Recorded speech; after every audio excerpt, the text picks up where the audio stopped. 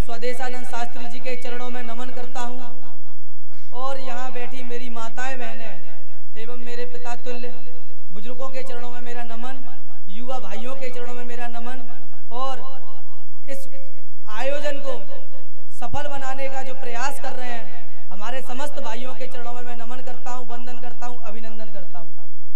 साथियों और मेरे माता पिताओं एवं बुजुर्गों, ग्वालियर में अनेकों प्रकार की मैंने अपने युवा जीवन में कथा सुनता आ रहा हूँ, राजनीति कर रहा हूँ, संघर्ष कर रहा हूँ, तो मैंने तमाम कथाएं सुनी हैं।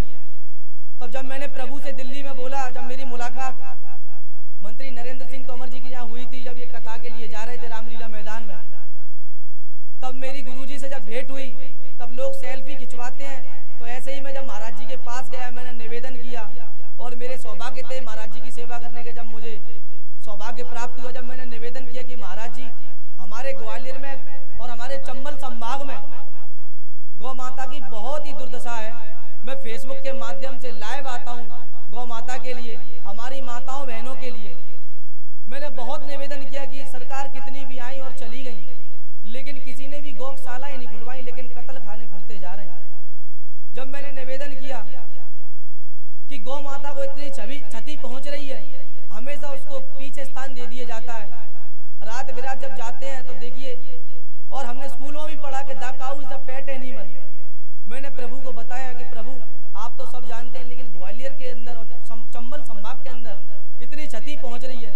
जब माँ ने हमें दूध देने में कोई भेदभाव नहीं किया, सभी को समानता का दूध दिया, हमेशा सफेद ही दूध देती है, लेकिन हमारे चंबल संभाग में धर्मों में जातियों में गायों को बांट दिया जाता है।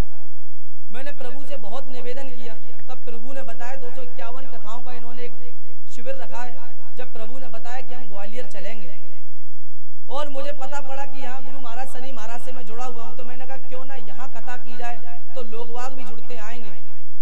लेकिन जब कल हल्की सी मिसअंडरस्टैंडिंग हो गई, क्योंकि जब कार्यक्रम करते हैं तो मिसअंडरस्टैंडिंग हो जाती है, तो लेकिन कहना चाहूँगा कि मुश्किलों से भाग जाना आसान होता है और जिंदगी का हर पहलू इम्तिहान होता है। अरे डरने वालों को नहीं मिलता कुछ जिंदगी में, लेकिन लड़ने वालों के कदमों में जहान होता है। मैं नमन करता हूं पंडित जी का, कल इतनी क्षति पहुंचने के बाद भी वो प्रयास नहीं आ रहे, और यहाँ की जनता का, यहाँ के पंडितों का और यहाँ के लोगों का और महाराज जी के वंदन अभिनंदन करता हूँ कि गुरु महाराज ने एक माँ और बेटे की कथाओं को लाज रखी। आज लोग प्रतिदिन आते जा रहे हैं और मैं आशा करता हूँ कि निरंतर हर व्यक्ति का एक व्यक्ति खास होता है, जिसके लिए वो कुछ भी कर सकता है। मेरा भी एक व्यक्ति खास है, आपका भी एक व्यक्ति खास होगा। तो क्यों ना हम आज कल इतने थे और आज इतने हैं, कल क्यों ना हम एक एक दो दो व्यक्तियों को लाके और हम भी प्रचार के लिए निकलेंगे। इस कथा का आनंद लें। जिस माँ ने हमें मान दिया, सम्मान दी, अस्तित्व दिया, पहचान दी, जिसने हमें 9 महीने पेट में पाला, तो क्यों ना हम इस माँ के लिए कुछ कर दिखाएं।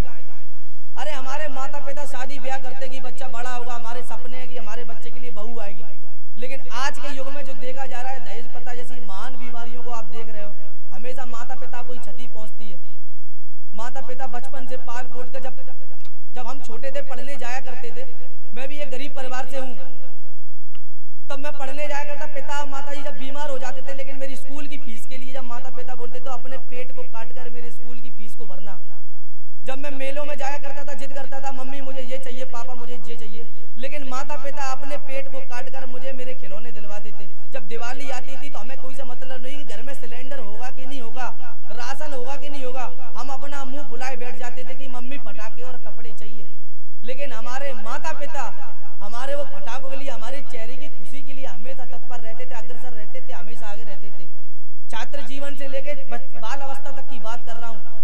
तब जब हमने माँ ने हमें मान दिया, सम्मान दी, क्यों ना हम इस कथा से, इस रस से हमें कुछ सीखने को मिले, हर युवा मोटिवेशन हो और मार्गदर्शन मिले गुरुओं का, हमारे माता पिताओं का, क्योंकि ये दिन बार बार नहीं आते। ये आयोजनों में कुछ ना कुछ खर्चे होते और भी चीजें रहती है तमाम, लेकिन जब ये आयोजन बड़ी विनम्रता से मैंने निवेदन किया, महाराज जी ने कल बोला कि यहाँ कोई व्यवस्था नहीं है, ये नहीं है, लेकिन मैंने महाराज जी से कहा कि महाराज जी आपके रस में वो ताकत है कि अपने आप जब लोग एक बार बैठ जाएंगे तो वो उठने का नाम नहीं लेंगे। और मैं गर्व से कहता हूँ मैंने आपकी कथाओं को सुना है और बताना चाहूंगा यहाँ जितने भी लोग बैठे हैं सबकी कथा पूरे भारतवर्ष में चल रही है, वीडियो पर लाइव चल रहा है, लाइव टेलीकास्ट पर 5 या 7 सेकंड का डिफरेंस है अपने और इस कथा के बीच में, लेकिन लोगों तक पहुंच रही है। तो मैं आप लोगों से, माताओं बहनों से एवं अपने बुजुर्गों से और युवाओं से जहां तक मेरी आवाज जा रही है वह सभी से निवेदन करूंगा कि इस कथा का अत्यधिक मात्रा में आनंद लें और इस कथा का मैसेज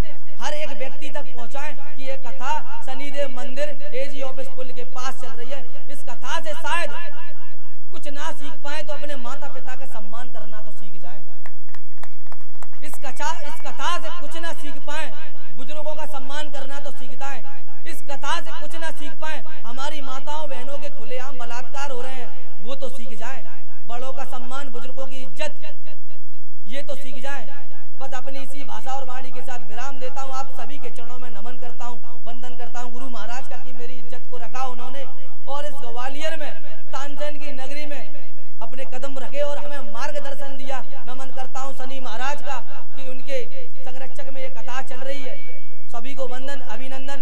एक निवेदन रहेगा कि कल हमें 12 बजे यहाँ उपस्थित होना है और इस कथा को भव्य बनाना है। जितना हो सके उतने लोगों को लेके आइए क्योंकि हमें एक रस की प्राप्ति हो रही, आनंद की अनुभूति प्राप्त हो रही है।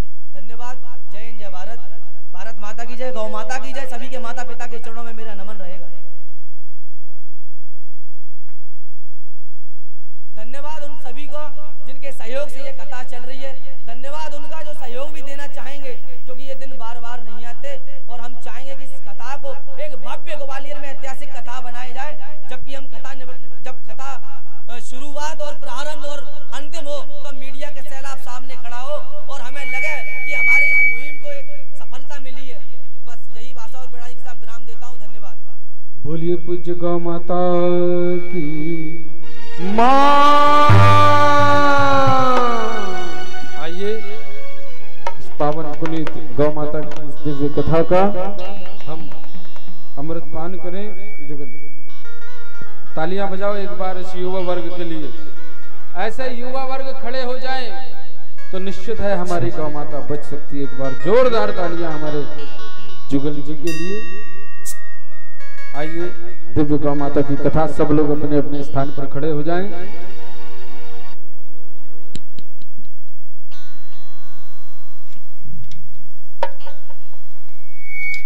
खड़े हो जाएं आरती लेकर के अपने स्थान पर खड़े हो जाएं। गौ माता की जय।